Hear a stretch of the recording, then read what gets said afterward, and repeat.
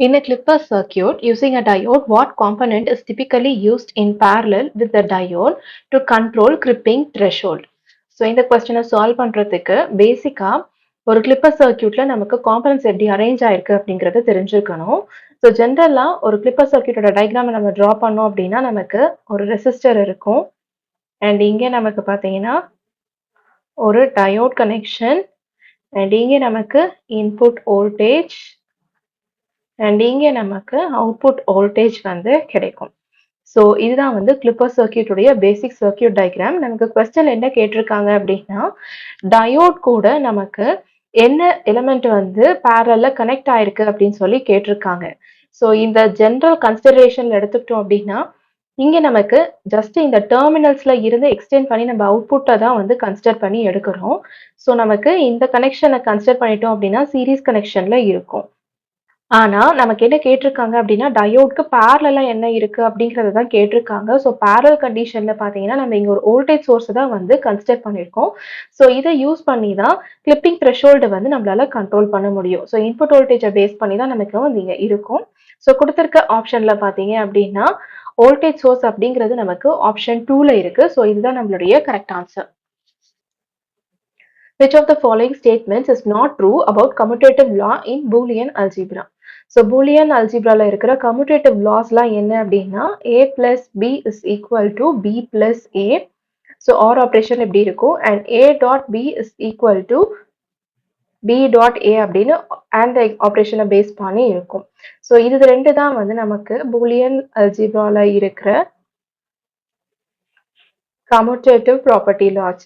So இந்த இதை பார்த்தீங்க அப்படின்னா இங்கே நமக்கு ஆண்ட் ஆப்ரேஷன் அப்படிங்கிறத நமக்கு இந்த சிம்பிளில் கொடுத்துருப்பாங்க அண்ட் ஆர் ஆப்ரேஷனை வந்து நமக்கு இந்த மாதிரி சிம்பிளில் கொடுத்துருக்காங்க.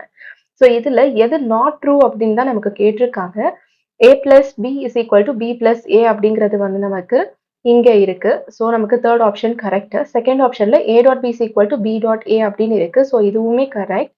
நெக்ஸ்ட் இதை எடுத்துக்கிட்டோம் அப்படின்னா a plus b plus c is equal to a plus b plus c அப்படிங்கிறதும் வந்து பார்த்தீங்க அப்படின்னா இது வந்து வெரிஃபைடான ஒரு ரிசல்ட். ஆனால் a dot b dot c is equal to a dot b dot c அப்படிங்கிறது வந்து பார்த்தீங்க அப்படின்னா கம்யூட்டேட்டிவ் லால இல்லை. ஸோ கொடுத்துருக்கிறதுல ஆப்ஷன் 1 தான் வந்து நாட் ட்ரூவா இருக்கிறதுனால இதுதான் நம்மளுடைய correct answer. Which of the following is a characteristic of sinusoidal oscillator operating at its frequency of oscillation? So இந்த கொஸ்டினை சால்வ் பண்ணுறதுக்கு பேசிக்காக பார்த்தீங்க அப்படின்னா நமக்கு ஒரு ஆசிலேட்டரில் கண்டிஷன் எப்படி இருக்குது அப்படிங்கிறது வந்து நமக்கு தெரிஞ்சிருக்கணும். ஸோ எப்போவுமே ஆம்ப்ளிடியூடை பேஸ் பண்ணி நமக்கு எப்படி இருக்கணும் அப்படின்னா ஆம்ப்ளிடியூட் வந்து either increasing or decreasing with respect to டைமாக இருந்துச்சு அப்படின்னா இதை தான் நம்ம டேம்ப்ட் ஆசிலேஷன்ஸ் அப்படின்னு சொல்லுவோம்.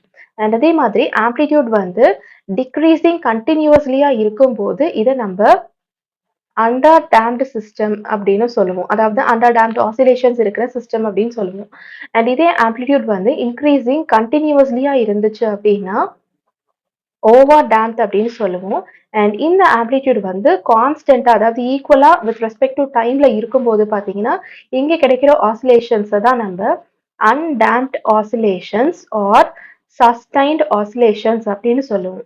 ஸோ நம்ம எப்பவுமே ஆசிலேட்டர்ல பார்த்தீங்க அப்படின்னா இந்த மாதிரி சஸ்டைன்ட் ஆசிலேஷன்ஸ் அதாவது கான்ஸ்டன்ட் ஆம்ப்ளிடியூட்ல இருக்கிற மாதிரி அவுட்புட் வேவ்ஃபார்ம் கிடைக்கிற மாதிரி தான் சர்க்கியூட்டை வந்து டிசைன் பண்ணியிருப்பாங்க. பேசிக்கா எந்த விதமான ஆசிலேட்டர்லையுமே நமக்கு கொஸ்டின்ல என்ன கேட்டிருக்காங்க அப்படின்னா ஆசிலேட்டர்ல நமக்கு எந்த மாதிரி சைனூசாய்டல் ஆப்ரேஷன் இருக்கணும் அதாவது அவுட்புட் வேவ்ஃபார்ம் எப்படி இருக்கணும் அப்படின்னு கேட்டிருக்காங்க. ஸோ இதுல நமக்கு ஆம்ப்ளிடியூட் கான்ஸ்டன்டா இருக்கு அப்படின்றது தான் நம்மளுடைய sustained oscillationsல கிடைச்சிருக்க answer. So amplitude of output signal is constant அப்படிங்கிற இந்த செகண்ட் ஆப்ஷன் தான் நம்மளுடைய correct answer. For maximum power transfer in AC circuits, load impedance should be. So AC சர்க்கியூட்ஸை கன்சிடர் பண்ணிக்கும் போது நமக்கு மேக்ஸிமம் டிரான்ஸ்ஃபர் எப்படி இருக்கணும் அப்படின்னா லோட் இம்பிடன்ஸ் ZL வந்து it should be equal to complex conjugate of source impedance. So இந்த கண்டிஷன்ல தான் நமக்கு மேக்ஸிமம் பவர் வந்து லோடுக்கு டிரான்ஸ்ஃபர் ஆகும் ஏசி சர்க்கியூட்ஸ்ல. ஸோ கொஸ்டின்ல லோட் இம்பிடன்ஸ் ஆன இந்த ZL வந்து எதுக்கு ஈக்குவலண்டா இருக்கணும்னு கேட்டிருக்காங்க. Complex conjugate of source impedance அப்படிங்கிறது நமக்கு ஆப்ஷன் 4ல இருக்கு. இதுதான் நம்மளுடைய correct answer. In pulse code modulation, what effect does an increase in number of quantization levels have on the signal? So எப்பவுமே குவான்டைசேஷன் ப்ராசஸை நம்ம கன்சிடர் பண்ணிக்கும்போது குவான்டைசேஷன்ல நமக்கு நிறைய டைப்ஸ் இருக்கு. ஸோ அந்த குவான்டைசேஷன் ட்ரங்கேஷன் இல்லைன்னா ரவுண்டிங்கை கன்சிடர் பண்ணி நம்ம பெர்ஃபார்ம் பண்ணும்போது இதுல நமக்கு கண்டிப்பா எரர் வந்து இன்ட்ரோடியூஸ் ஆகும். ஸோ இந்த எரர் அக்கரிங் இன் குவான்டைசேஷனை தான் நம்ம என்னன்னு சொல்லுவோம் அப்படின்னா குவான்டைசேஷன் நாய்ஸ் அப்படின்னு நம்ம சொல்லுவோம். இந்த குவான்டைசேஷன் நாய்ஸை நம்ம எப்படி மினிமைஸ் பண்ணலாம் அப்படின்னா by increasing the number of quantization levels. So quantization levels நம்ம இன்க்ரீஸ் பண்ணோம் அப்படின்னா இந்த நாய்ஸ் வந்து நமக்கு மினிமைஸ்டா கிடைக்கும். So increase in number of quantization levels. So இப்போ நம்ம லெவல்ஸை இன்க்ரீஸ் பண்றதுனால நமக்கு என்ன எஃபெக்ட் கிடைக்குது? மினிமம் குவான்டைசேஷன் நாய்ஸ் அப்படிங்கிற வேல்யூ தான் இங்க வந்து கிடைக்குது. ஸோ இந்த எஃபெக்ட் நமக்கு ஆப்ஷன் 4ல இருக்கு, ரிடக்ஷன் இன் குவான்டைசேஷன் நாய்ஸ் அப்படின்னு. ஸோ இதுதான் நம்மளுடைய கரெக்ட் ஆன்சர்.